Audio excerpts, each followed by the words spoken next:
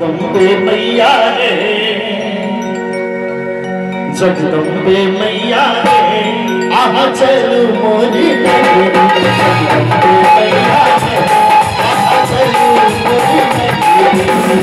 चल मोरी नगरी, चल मोरी नगरी, चल मोरी नगरी, चल मोरी नगरी। जगदम्बे मैया रे, आहा चल मोरी नगरी। जगदम्बे मैया रे, आहा चल मोरी नगरी।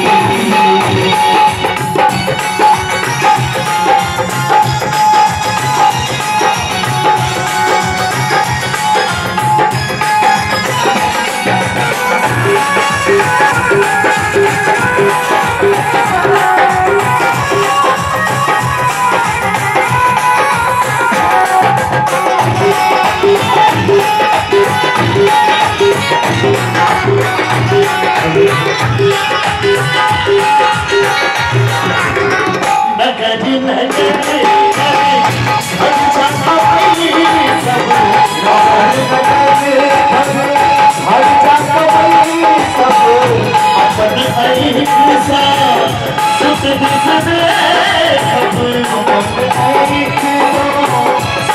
दिख दे, अपन ऐसा सुख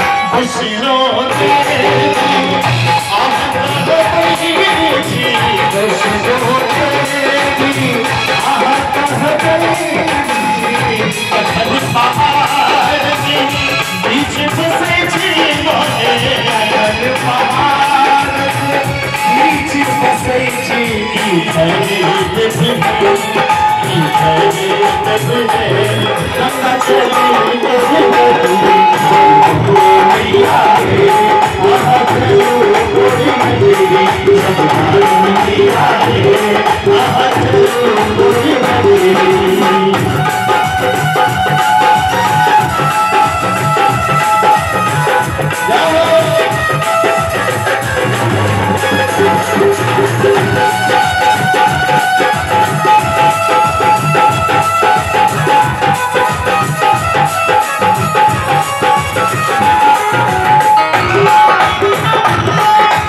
दे।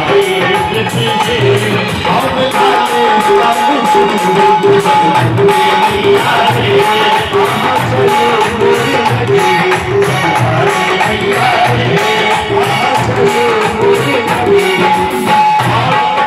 सब क्यों ठाकुर जी के दरबार में बैसल छी। एक बार मां भगवती के नाम पर दोनों हाथ उठा कर हमरा के कान पर थपड़ी बजेबे। हमरो सदा भाई सबसे जगदम्बे मैया हे, आहा चलो मोरे नगरी। मैया रे, आहा चलो मोरे नगरी। जगदम्बे मैया रे, आहा चलो मोरे